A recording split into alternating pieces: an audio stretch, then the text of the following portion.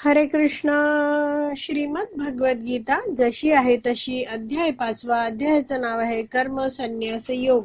26वा श्लोक वाचत आहोत आणि त्याचं तात्पर्य आपण आज 3ऱ्या पॅरेग्राफ पासून पुढे वाचायला सुरुवात करणार आहोत. त्याआधी श्रील प्रभुपादांना प्रार्थना करूया.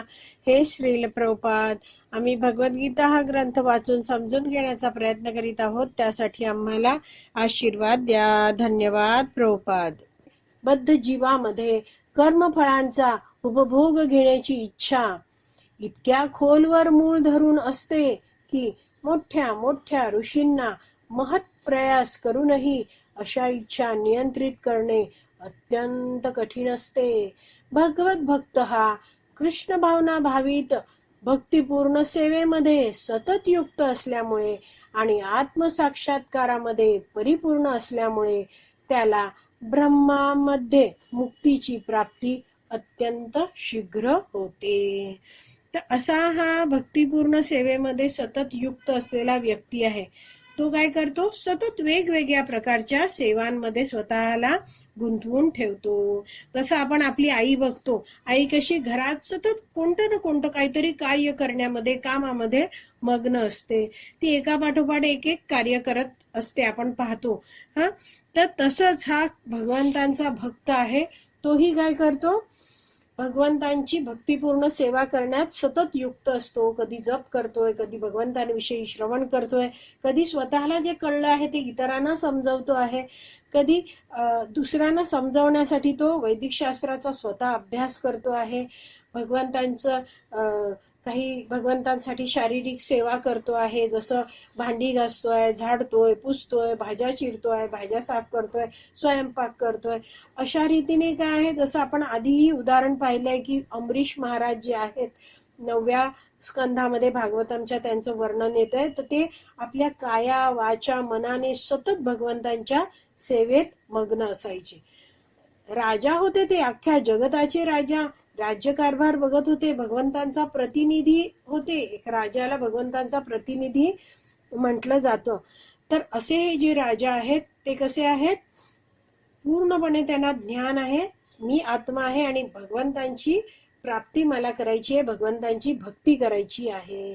तर त्यांचं ध्येय स्पष्ट होतं. अगदी राजभवनात राहत आहेत, राज्य कारभार करतायत, तरी ध्येय आहे मला भगवंतांना संतुष्ट करायचं आहे. आणि मग असा जो भक्त आहे तो काय करतो? सदैव भगवंतांच्या सेवेत असतो, सतत युक्त असतो. तर वैष्णव आचार्य समजावतात की जो जीवात्मा आहे तो कसा आहे? सतत काहीतरी कार्य करण्याची प्रवृत्ती त्याच्यात असतेच. का? कारण जीवेर स्वरूप आहे, कृष्णेर नित्य दास. दास आहे तो, सतत काहीतरी कार्य करत असतो. तर कृष्ण भक्तीमध्ये जेव्हा मनुष्य येतो तेव्हा त्याच्यामध्ये जे काही कलागुण आहेत ते कोणताही कलागुण त्याला दाबून टाकायला लागत नाही. त्याला फक्त जो आपला कलागुण आहे तो भगवत भक्तीमध्ये वळवायला मार्गदर्शन केलं जातं. चांगली रांगोळी काढता येते तर भगवंतांसाठी काढा, अशा आणि इतर सगळ्या वस्तू तो भगवंतांच्या सेवेत आपल्या कलागुणांना लावू शकतो. तर असा हा भक्त आहे. तो कसा आहे? या श्लोकात दिलाय, तो आत्मसाक्षात्कारामध्ये परिपूर्ण आहे. तर तो भगवंतांची सेवा सतत करत राहतोय, कारण त्याचं ध्येय काय आहे की मी जीवेर स्वरूप कृष्णेर नित्य दास आहे, पण हे विसरून या भौतिक जगतात आलो आहे. पण आता पुन्हा मला भगवंतांचा दास म्हणून सेवा करायची आहे आणि भक्ती पूर्ण करून मला भगवंतांना संतुष्ट करून कृष्ण प्रेम प्राप्त करायचं आहे, भगवंतांच्या धामात जायचं आहे. तर हे सगळं त्याला माहिती आहे. त्याचं आत्मसाक्षात्काराच्या बाबतीत, ध्येयाबाबतीत त्याचं सगळं क्लिअर आहे, स्पष्ट त्याचं ध्येय आहे. आणि त्यामुळे तो काय आहे? सतत लवकरच काय म्हटलं इथे? ब्रह्मामध्ये मुक्तीची प्राप्ती अत्यंत त्याला शीघ्र होते. लवकरच तो भक्ती पूर्ण करून भगवत धामात जातो. पुढे वाचते, आत्मसाक्षात्काराचे त्याला संपूर्ण ज्ञान असल्यामुळे तो सदैव समाधीस्थच असतो. तर कसा आहे तो? आत्मसाक्षात्काराचं ज्ञान त्याला संपूर्ण आहे. तो जाणतोय मी कृष्णदास आहे. आणि तो काय म्हणतो? मी भगवंतांचा दास आहे, भगवंतांची मला सेवा करायची. पण सामान्यतः मनुष्य जो शारीरिक स्तरावर आहे त्याचा विचार काय असतं, मी भोगता आहे, सगळं मी एन्जॉय करणार, सगळ्या गोष्टी माझ्या उपभोगासाठी आहे, हे सगळं जगत आहे ते त्याचा मी उपभोग घेणार, मी खूप सारी इंद्रिय तृप्ती करणार. पण हा भगवंतांबद्दल जाणणारा पूर्णपणे आत्मसाक्षात्कारी व्यक्ती आहे, तो भगवान श्रीकृष्णांची भक्ती करतो आणि तो जाणतो की भगवंत आहेत ते अख्ख्या जगताचे सगळ्यांचेच स्वामी आहेत आणि आपण सगळे कोण आहोत, त्यांचे सेवक आहोत. जसं एक वाक्य आहे, एकले ईश्वर कृष्ण आर सब भृत्य, म्हणजे भगवान श्रीकृष्ण आहेत तेच परमेश्वर आहेत आणि आर सब उरलेले सगळे कोण आहेत, भृत्य दास आहेत, सेवक आहेत.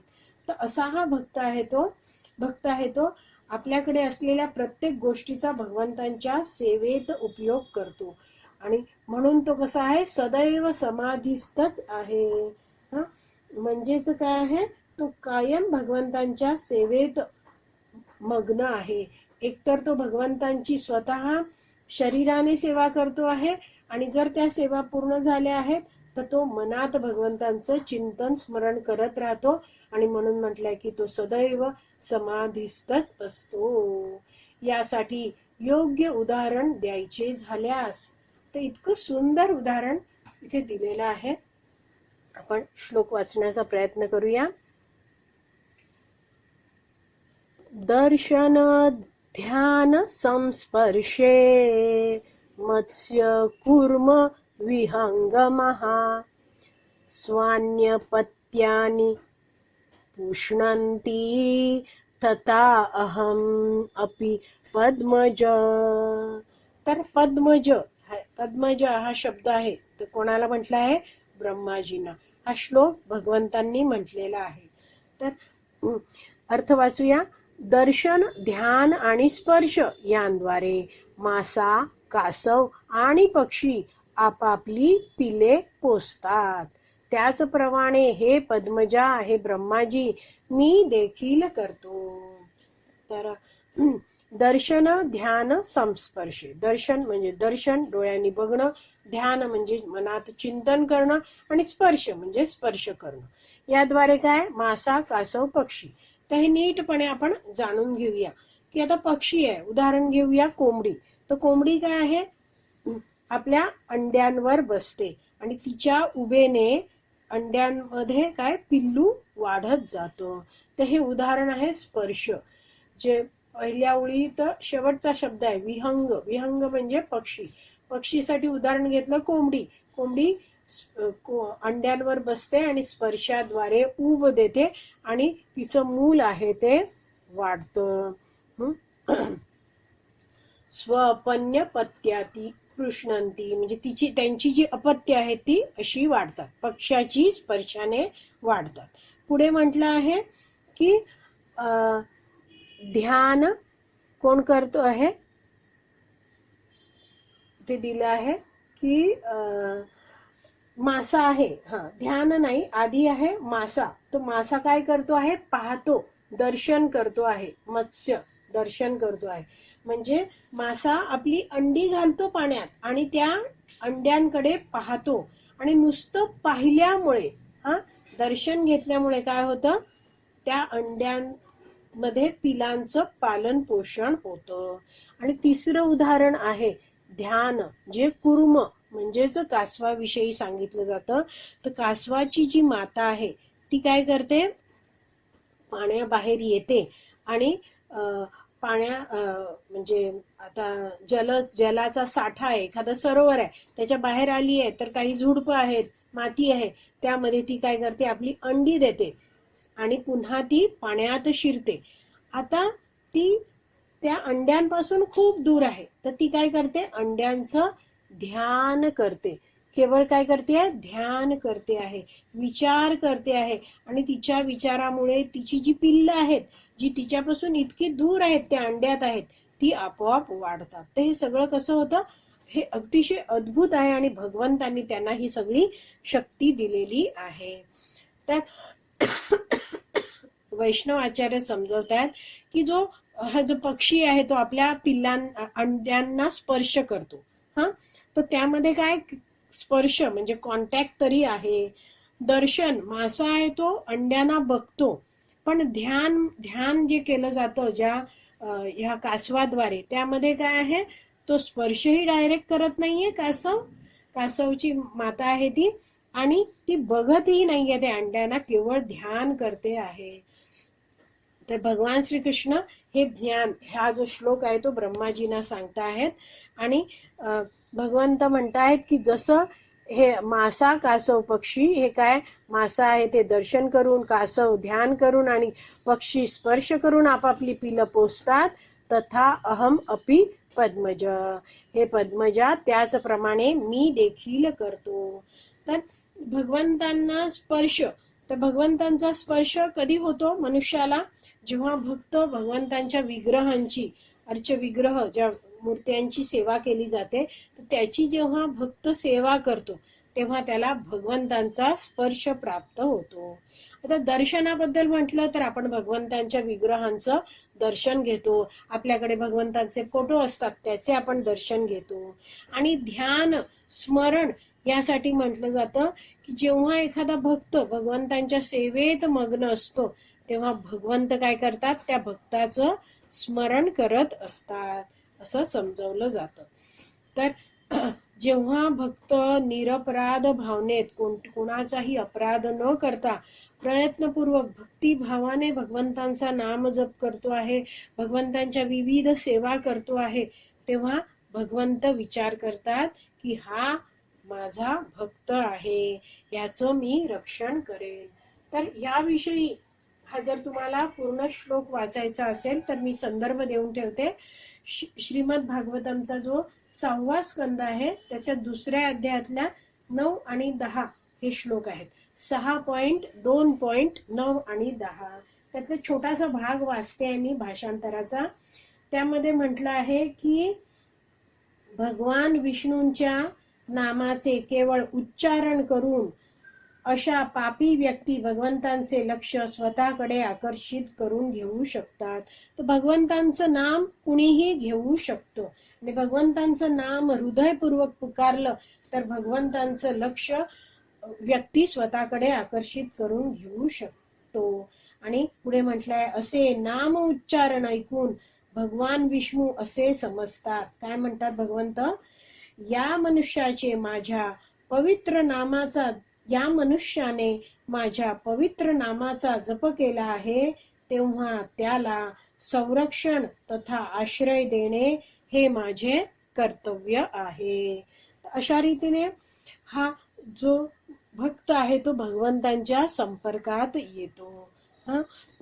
जसं आता आपल्या विषयीही आपण चर्चा करू शकतो 1-2 मिनिटात, की व्यक्ती आहे ज्याला आता समजलं आहे की आम्हाला आई म्हणजे नवरा बायको आहेत, त्यांना कळलं आहे की आता आपल्याला मूल होणार आहे.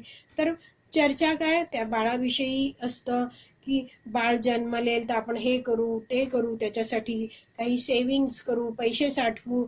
तर अशा रीतीने जे माता पिता आहेत ते बाळ जन्मला आहे तर त्याला स्पर्श करतात, त्याला बघतात. तो बाळ दुसऱ्याकडे आहे, आई दुसऱ्या खोलीत आहे किंवा बाबा ऑफिसला गेलाय, तरी बाळाबद्दल चिंतन स्मरण चालू असतं. बाळाच्या हिताची चिंता माता पिता करत असतात. असं उदाहरण देऊन वैष्णवाचार्य समजवतात की भगवान श्रीकृष्ण आहेत ते आपल्या सर्वांचेच हितचिंतक आहेत. आणि भगवंतांची भक्ती करणारा हा जो भक्त आहे तो काय जाणतो की माझ्यात जरी खूप सारे दुर्गुण असले तरी काय आहे, मी भगवंतांची भक्ती करणारच आहे. आणि असा हा जो भक्त आहे तो आपण सगळे आहोत. आपण काय पूर्णपणे आत्मसंयमी नाही आहोत अजून, आपली इंद्रियांवर आपला अजून नियंत्रण नीट नाही आहे, भौतिक इच्छा अजूनही येत आहेत. मग अशांनी काय करावं, तर वैष्णवाचार्य समजवतात की आपण भगवंतांवर पूर्ण श्रद्धा ठेवावी, वैदिक शास्त्र आहे त्याच्यावर पूर्ण श्रद्धा ठेवावी, आणि आपले जे आध्यात्मिक गुरु आहेत, भक्तगण आहेत, त्यांच्यावर पूर्ण श्रद्धा ठेवावी आणि भगवंतांच्या भक्तीत स्वतः गुंतून घ्यावं. आणि हा जो श्लोक इथे दिलाय, दर्शन ध्यान संस्पर्शी, ह्याद्वारे आपण जाणून घ्यावं की भगवंत आहेत, त्यांची मी भक्ती करतोय तर भगवंत अवश्य रक्षिबे कृष्ण. तर मी भगवंतांची भक्ती करत राहणार आहे, प्रत्येक गोष्टी भगवंतांच्या संबंधित बघणार आहे, तर माझी काळजी भगवंत नक्कीच घेतील, हा पूर्ण या भक्ताला विश्वास असतो. पुढे वाचते आहे, त्याचप्रमाणे कृष्ण भावना, आपण हे वाचलं का? नाही, हे नवीन पॅरेग्राफ सुरू झालाय, ते नाही वाचलं. वाचते. मत्स्य आपल्या संततीकडे केवळ पाहून त्यांचे पालन पोषण करतो. कासव केवळ ध्यानाद्वारे आपल्या संततीचे पालन पोषण करतो. कासवाची अंडी जमिनीवर घातली जातात आणि कासव पाण्यात असतानाच अंड्यावर ध्यान करते. एवढं आपल्याला कळलंय. त्याचप्रमाणे कृष्ण भावना युक्त भक्त जरी भगवत धामापासून अत्यंत दूर असला तरी तो कृष्ण भावना भावित सेवेद्वारे सतत केवळ त्यांचे स्मरण करून भगवत धामात उन्नत होऊ शकतो. तर भक्त आहे तो त्यांनी जाणलंय आता की मी भगवंतांचा दास आहे आणि मी भगवंतांचा दास आहे, पण भगवंत कुठे आहेत? आध्यात्मिक जगतात, गोलोक वृंदावनात आहेत आणि मी या भौतिक जगतात आहे. पण त्याला पूर्ण विश्वास आहे की मी जरी इतका दूर आहे भगवत धामापासून, भगवंतांपासून, तरीही काय आहे, तसं भगवंतांपासून दूर नाहीये. भक्ताच्या हृदयात भगवंत आहेत, प्रत्येक जीवाच्या हृदयात भगवंत आहेत. पण भगवत धामापासून, माझ्या खऱ्या घरापासून मी इतका दूर आहे, तरी परत तिथे मला जायचं असेल तर मला कृष्ण भावना भावित व्हायचंय, दृढपणे भगवंतांची भक्तिमय सेवा करायची आहे. तर असा भक्त आहे तो भगवंतांची सेवा करतो, सतत भगवंतांचं स्मरण करतो आहे, भगवत धामाचं स्मरण करतोय आणि मग तो काय भगवत धामात उन्नत होऊ शकतो. पुढे वाचते आहे, त्याला सांसारिक दुःखांची व्यथा भासत नाही. तर असे या संसारात जी काही दुःख येत आहेत त्याबद्दल तो काही चिंता वगैरे करत नाही आणि जीवनाच्या या अवस्थेला ब्रह्मनिर्वाण म्हटले जाते. तर कसा आहे तो? इतका भक्तीत मग्न आहे, आत्मास्तरावर आहे, कोणाचा द्वेष वगैरे करत नाही, शारीरिक स्तरावर विचारत करत नाही, मी भगवंतांचा दास, मला भगवंतांची सेवा करायची आहे. मग असा व्यक्ती आहे, शरीराला जर काही दुःख झालं आहे, कोणी काही अपमान केलाय तर विचलित होत नाही, प्रभावित होत नाही. भक्त काय जाणतो की माझ्या जीवनात जे काही होत आहे भगवंत ते माझ्या कल्याणासाठीच करता आहेत. का? कारण भगवंत आहेत ते कसे आहेत? सगळ्यांचे हितचिंतक आहेत. आणि मग शेवटचं वाक्य वाचते आहे, अर्थात सतत ब्रह्मामध्ये तल्लीन असल्यामुळे भौतिक दुःखे नाहीशी होतात. तर असा भक्त आहे तो भगवंतांच्या सतत सेवेत मग्न आहे, शारीरिक स्तरावर राहतच नाही आणि भगवंतांमध्येच मग्न तल्लीन झालाय. मग ही भौतिक दुःख आहे ती नाहीशी होतात, शारीरिक स्तरावर जगतच नाही, आत्मास्तरावर जगतोय, भक्ती पूर्ण करतोय आणि भगवत धामात निघून जातो आहे. पुन्हा जन्म मृत्यू जरा व्याधीच्या चक्रात दुःख भोगायला त्याला यावं लागत नाही, त्याची भौतिक दुःख आहेत ती नाहीशी होतात. तर आपला हा 26वा श्लोक आहे तो वाचून पूर्ण झाला आहे. इथेच विराम देऊया. श्रीमद भगवद गीता की जय. श्रील प्रभुपाद की जय. हरी बोल.